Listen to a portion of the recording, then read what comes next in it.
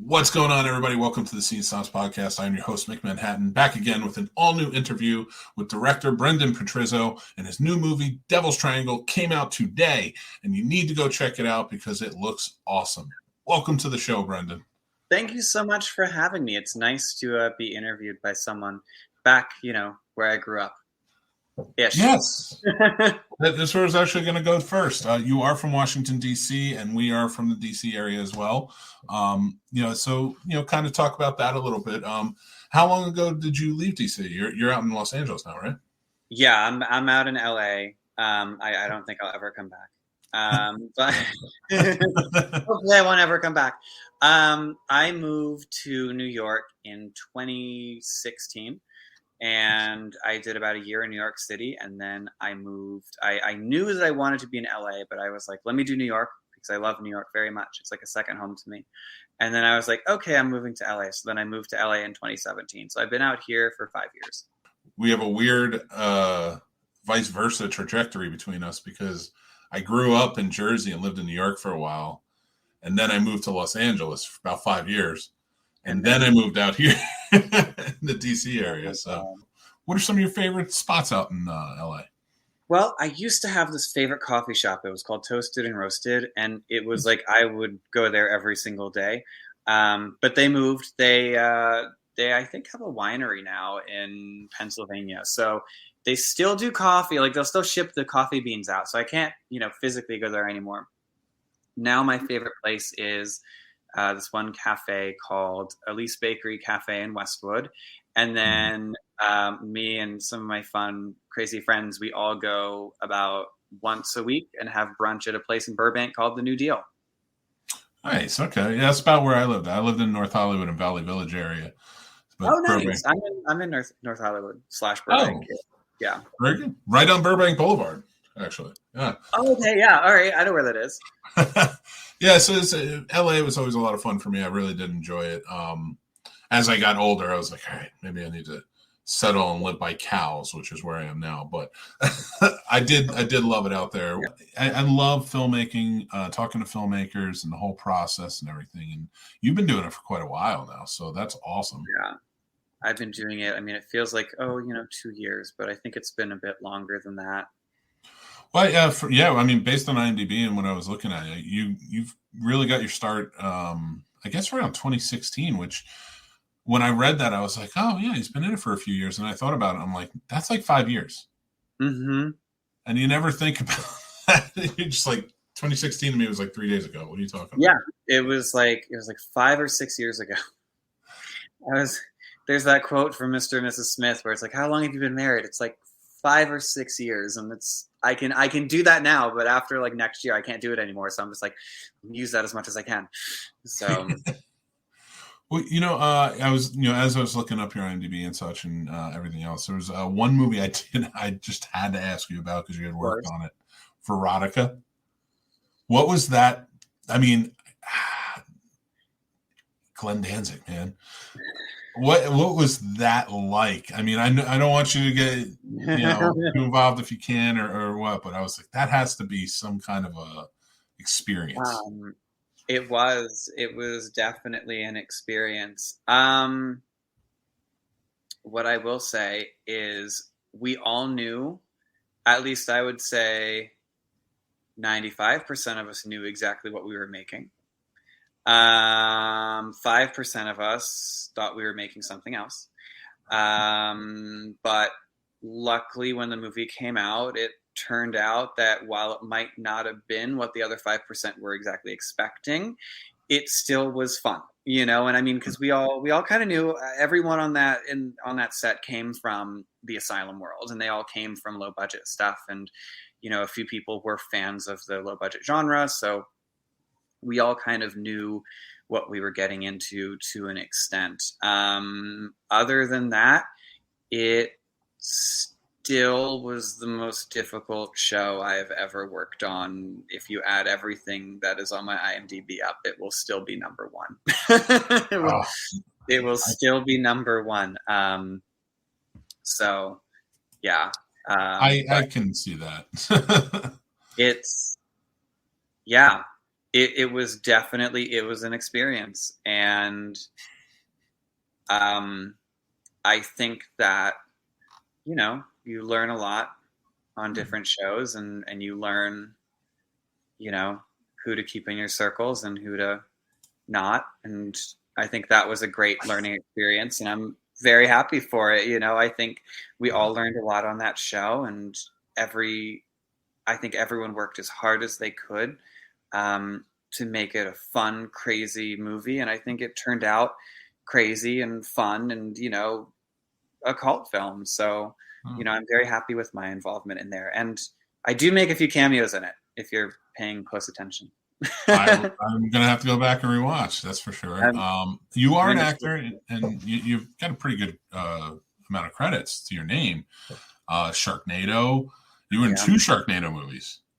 2 Sharknados, yeah.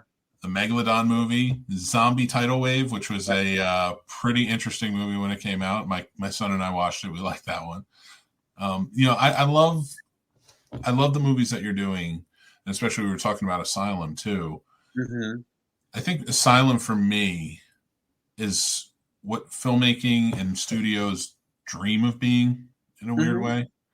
If that makes sense. I've had this argument when I was in film school and things like that. I was like, ultimately a filmmaker, in my opinion, wants to be out there and have the freedom to do what they want. And of course, and I feel like studios like that let that happen. They do. I mean, Asylum is obviously known for pushing the bar and going crazy and wild. So it's always fun, kind of being able to sit in meetings and have a conversation of like, okay, so today we're gonna blow up Los Angeles. All right, how can we do this? Every all the films that I've done with them, there's always a weird conversation. Or when we did like Zombies 2, it was like, okay, we're going to film in this cat sanctuary overnight, so they're going to be zombies, and don't get too close to that cage because the, giant panther in there will kill you. So don't stand too close. You can never have normal conversations with that company. It's always something crazy.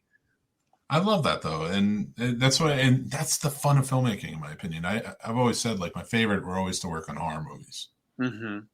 Because it's always an experience. It's something new. You're working with a different crew generally when you go around, and like somebody's bringing something crazy to the table. Yeah. And people are always, I think it's always fun. When you do a horror film, like it's always, most of the time, it's like fun and it's crazy and everyone wants to be there. And they, and I think a lot of people, acting wise, it's interesting because in most other films, everyone's like, I want the lead, I want to be known. But acting in a horror film, it's like, I want the coolest death. I want the like, even if it's 2 seconds, I want the coolest death. I want to be, that's how I want people to remember me. So it's a whole different vibe when you do horror. It's like, we have no money and usually no time, but hey, we want to do this crazy stuff. Let's see how it goes. What is your favorite genre? Would it be horror? I do. I have a few. I mean, it's weird. Everyone like thinks the only movies I watch are like crappy, shitty movies. No knocking on them. It's just, it is what it is. But I love horror, but I like well done horror, good horror. I like my campy stuff too. But I think horror is definitely number one. And then I really like, kind of like independent. I love indie movies and, European horror films. I'm a huge Lars von Trier fan, huge Jonas Åkerlund fan, massive Tarantino fan. So I don't know. I think while horror is number one, I still have an eclectic taste, and when it comes to what I watch. Well, tell us some more about some of your influences and what you like to watch.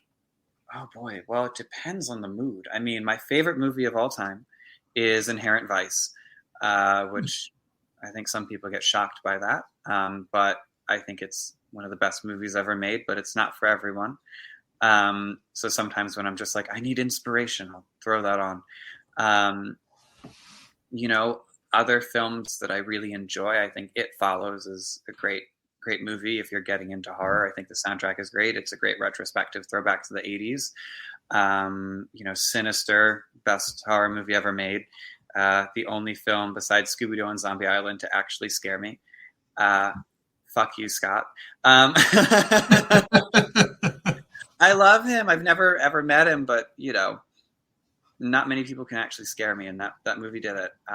So congratulations, but also I didn't sleep that night, so fuck you. I love it. But yeah, Lord of the Rings, another love that movie series. Harry Potter, love those two. Roger Corman stuff, love that. Yeah, I did read about your love for Roger Corman, and that's fantastic. And that's a great send up to working with Asylum so closely. Yeah, and that's a method of Roger Corman, right?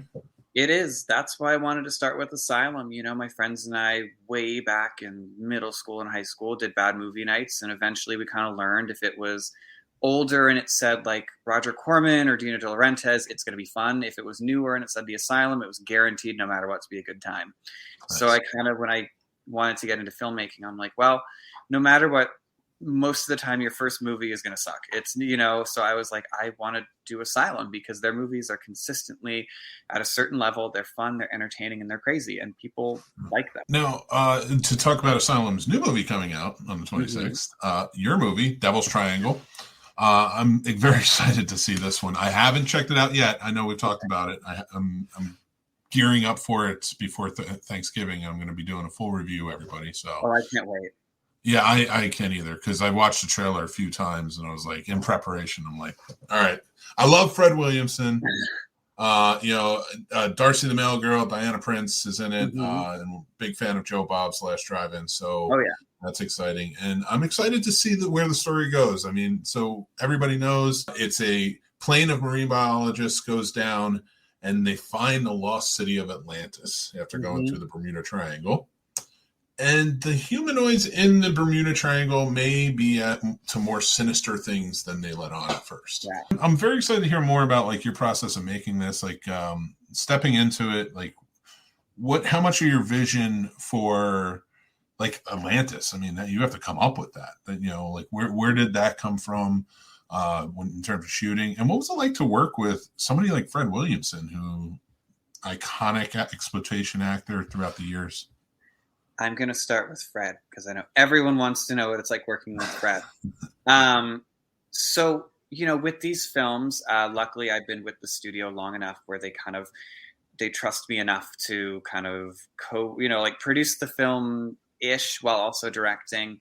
I also had an amazing production team, my line producer, James Mahoney, ride or die. Since right before Veronica, we've been a team, literally ride or die. And then my amazing production manager, Ramiro Leo, like they were very instrumental in helping get this done. But with, Asylum giving me like a lot of trust, they also kind of let me pick who I want when it comes to name actors to a certain degree. And after we finished Planet Dune, we got Sean for that one. And I was like, they were like, we'll let you direct another one. I'm like, great. I want Devil's Triangle. It's an original and it's crazy. And I love Peter Benchley's The Deep. So I was like, I really want to do something that's weird and different and crazy and a little more risky than your generic monster movies. But I was like trying to think, I was like, I really want this to be like a Grindhouse throwback. And I really want to be able to make it kind of like one of those. I walked into Blockbuster in 1990, pulled a VHS with a cool title off, threw it in, had no idea what to expect, and, hijinks ensue. So I thought, I was like, well, I mean, the one Grindhouse legend that I haven't worked with, and I really don't know anyone who's worked with him, is Fred Williamson. So I was like, all right, let's reach out and, let me get Fred.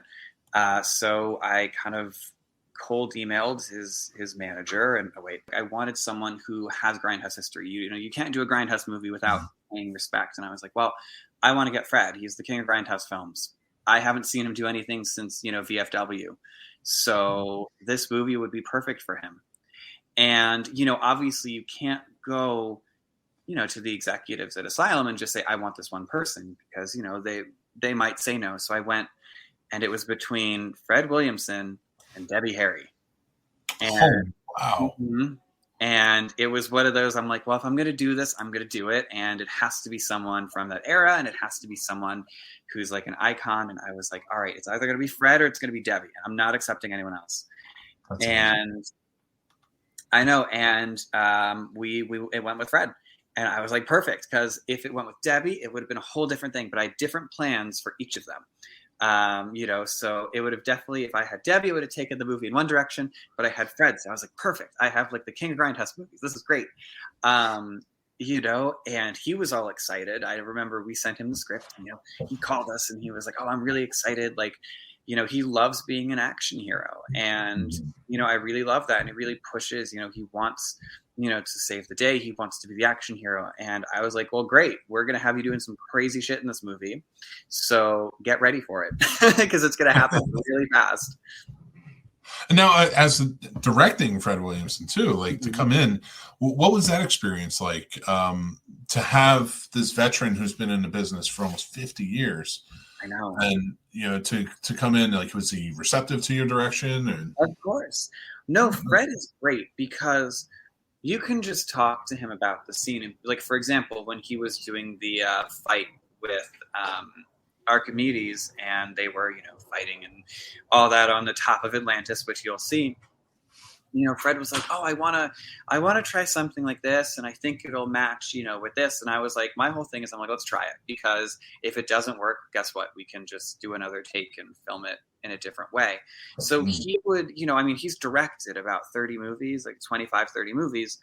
So obviously, I've only directed 2. So clearly there is he knows what he's talking about with some stuff. So, with him, he basically did everything I asked. And, but I like with my actors, I always kind of like to be, before I jump in and say, here's how we're going to do it, I like to see where their head is at with their character, and Fred had time on this film to like kind of work on his character and, go through everything. So, he was able to bring a whole bunch of stuff that I could fit to, or if I was like, hey, let's, steer in this direction and try that. And he was always receptive to it. He's always great about it. And he was so much fun to have around, and it was great. It was really great having him there. He fit in perfectly with the cast and crew, and he brought the fun and the excitement, which you'll see in the movie. Yeah, and in the trailer, I mean, you have such a wide cast as well. And now this goes into a pretty deep amount of people in your movie. Yeah. What was that like with coming in on your second movie, your second feature film, I should say? You have directed, many shorts, and yes. we here at the Snobs appreciate short films very much. So. Oh yes, those short films will remain under lock and key forever. That too. I have plenty of those myself. Look, they were all experiments, and they're all little gremlins, and I love them, but they're to be kept in the dungeon forever. Maybe one day, one day maybe they'll be like, if I do a horror film or something, or if people are ever in like a bar scene, maybe I'll have like in the background, you'll see bits and pieces, but they will remain under lock and key. So, but with such a large cast like this, how was that? And before we get there, actually, how many days did it take to film? We shot this in 7 days. Was it 7? Okay. 7 days. But with a big cast like that, how was that for you? How'd you keep? I know you had a great crew behind you, but how'd you keep track of everything? Well, luckily for this one, one of my really good friends wrote the script. His name is also Brendan. His name's Brendan Haley. He's a great writer. And he and I knew that he was going to write the script beforehand. So we were able to, like, he would like shoot me like whatever the one pager was, and I would make notes on it. And he would, I was always seeing what was happening. So unlike a lot of these films where you get the script like a week before, I had it 3-4 weeks before I was able to make notes, make changes. I kind of knew what was going to happen and like who each character was and how they would be. So when the actors would come to me, it was a pretty simple, like, hey, here's what I'm thinking for this, but let's play it out, with your scene partner, see if it works like that. If you're going to take your character in a different direction, let me know. Because some of these actors I'd worked with before, but most of them I hadn't.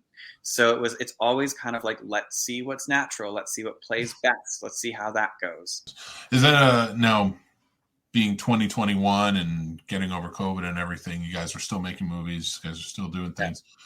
Stepping back in and doing this movie for you, were you able to get the cast together to kind of bonds? Yeah. With testing being widely available and all that, we were able to do a 100% safe, film shoot with no COVID scares or anything, which was really nice. But we did a script reading, which was really fun. It was kind of like a hybrid. Some people came in for costume fittings, and some, who already were fitted were at home and they zoomed in, and it was just a great, it was like a fun little read, and everyone kind of started feeling their characters then. So by the time we got to set, everyone was like ready to go. That's awesome. That's really cool. Now I know Asylum is very visual effects heavy, which I love, and I love to hear how directors work with that. But how many? Before I ask that, how much of this was practical versus visual effects? I would say most of it was visual. I mean, okay. You'll know the visual effects, all right? I'm not but a lot of stuff with Asylum, they're not always a fan of doing practical, and that's because sometimes, as I'm sure you know, with practical effects, there's a right way to shoot them and a wrong way to shoot them. And if you don't know how to do it properly, then it doesn't look as good as it could have. And usually, again, it's usually on kind of the director. So is your director experienced in doing practical versus non-practical, Luckily, the team I have, we've done it before. We did it a lot more with Monster Hunters. We had a lot of practical gore effects in that one. I'm a huge gore fan. This movie, a lot of it was CGI. It kind of had to be. But, we still had, there are elements, we had a shark tail for 2 seconds in it. We were told we can't use any of the shark heads that we have at the studio. But, did it affect the film? Not really. I mean, I wish I could have done practical, but, like I said, it's sometimes if you can't, if there's a right way and a wrong way. And when you're shooting super fast, it's really easy to make, an accidental decision where if you shot the shark head this way, it would have looked so cool. But because of the time, you couldn't. So, now it looks like it came out of grandma's basement and was used for Halloween. Well, that's a great point. And, getting into it and this being such a visual effects heavy, and I can imagine being Atlantis, it has to be because Atlantis doesn't exist that we know of. And the Devil's Triangle does, though. So make sure November 26th. Yes. Got to fit those plugs in there just right. You have to do all of that. All in. As a filmmaker coming in, how was it dealing with that much in the visual effects world? How much of it, once it came out from your head to the screen, matched up pretty closely? It was interesting. I would say about 75%. And the other, 25% would mainly just be, I wish we had more people, or I wish I could, we had more of a budget to get more background. It's little things like that, but everything else was more or less how I thought it would be. So I would say most of the stuff that I wanted made it in there. My whole thing is, I always try and think of what got me into these films, and I like to have fun, crazy moments. And let's be real, people watch a lot of these films because they're like, how are the characters going to get killed off? So you have to make sure that you have your memorable moments. So a lot of, in the script phase was okay, how can we do this where, we can still tell a story? Because this movie is a lot more plot driven than you think it is. It's how can you do that, but also still have fun, cool, crazy, scenes and all that. So it was a lot of navigating that and making cool experiences and crazy stuff. That's very cool. And, I like to hear that because, a lot of young filmmakers in the area watch this. So it's very cool to hear and kind of learn. Know your audience. Know your audience. Trust me, if you're doing one of these type of movies, know what the people want and make sure you deliver on it. Make sure that your poster can live up to the movie, because most of the times the poster's better. So you always have to fight with the artist and make sure that your movie is cooler than the poster they made. That is a pretty cool poster, though. I posted it earlier. I do like the poster. But I am looking forward to, with your words, seeing how cool the movie is, because I know it's going to be. It does come out on November 26th. Where can everybody find it? So The Devil's Triangle is going to go to theaters and streaming on the exact same day. I recommend going and seeing it in theaters because I saw it in theaters and it was crazy and fun. So if you're in Los Angeles, it's going to play at the Laemmle in Glendale. If you're in Ohio and Cleveland, it's going to play at the Hickory Ridge Cinema. If you're in Miami, Florida, it's going to be at the Cinema South Beach. If you're in Minneapolis, Minnesota, it's going to play at the Trilon Cinema. And if you're in Kansas City, Montana, I think, it's going to play at the Armour Theater. If you are anywhere else, you can find this on basically anywhere where you can, rent movies. You can find it on iTunes, Google Play, YouTube, but renting on YouTube. It's not that's going to be on there. I'm sure someone will bootleg it, but, so kind of all those Fandango, Microsoft Store, like where you can rent these type of movies. Nice. I'm excited about that. I did see Planet Dune the other day. It was on Sling, where I watch my television. So it was very cool to see that, and to see that you were a supervising producer on it was awesome as well. Yep, on set every day. Every day at the crack of dawn while trying to prep for Devil's Triangle. And I know very well what it's like to work with Sean Young, and that is a compliment because I really appreciated working with Sean Young. We worked on a movie together years and years ago. Yeah. And Sean, she's so much fun. Like, she brings like this fun energy, and she's so much fun to be around, and all that. And she has all these great stories and all. Like, she's super cool. Like, we want to bring her back for another movie. So I'm trying to think of like what would be fun to bring her back in. I want to do something that people are thinking. Maybe like, I could see her in a lot, and definitely playing different roles. She was a joy to work with. She's eccentric, but in the most wonderful way.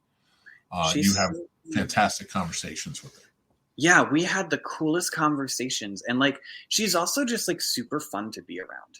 And I know she lived in New York for a bit, so I think that's why. It's like she reminds me of like some of my friends over in New York. So it was definitely a lot of. I was just like, oh, you remind me a little bit of what when I used to live in New York City.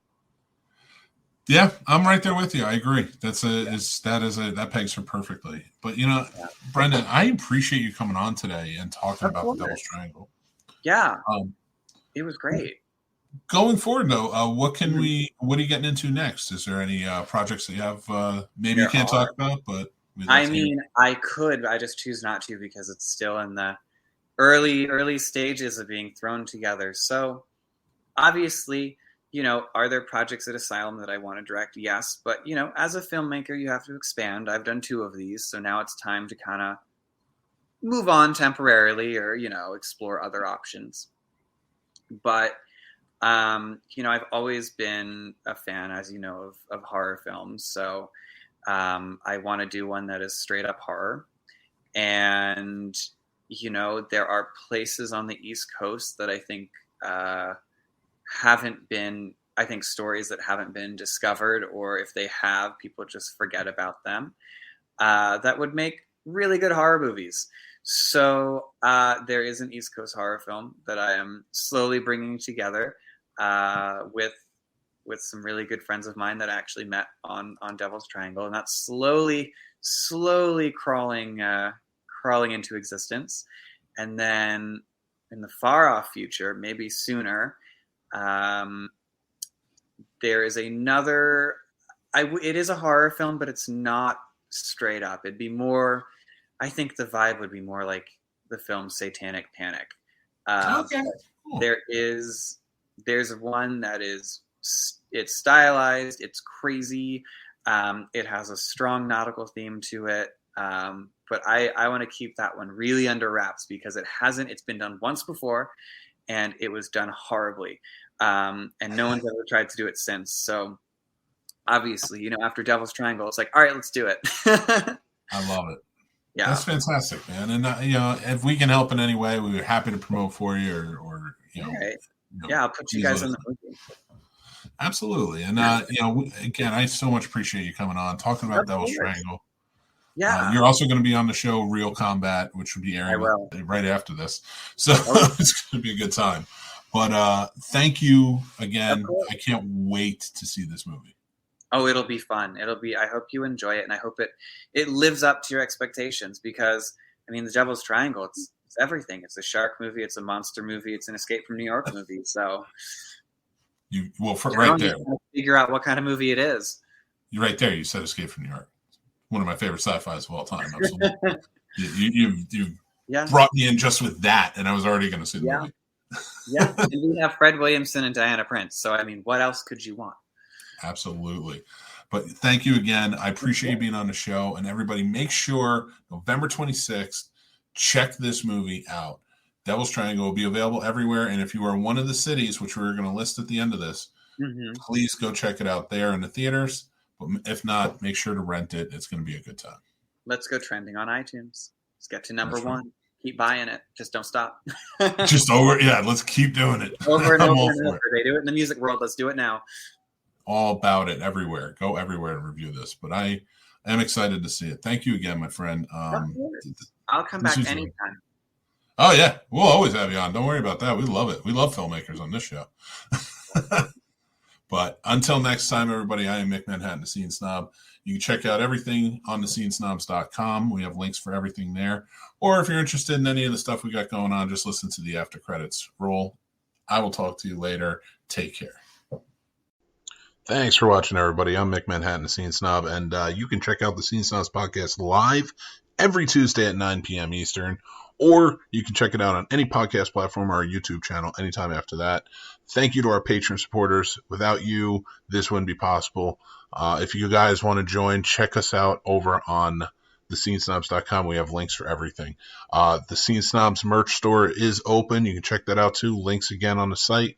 Or like, follow, and subscribe on all of our social media. Again, head over to thescenesnobs.com. It's all there for you guys. Love you, and we'll talk to you guys soon.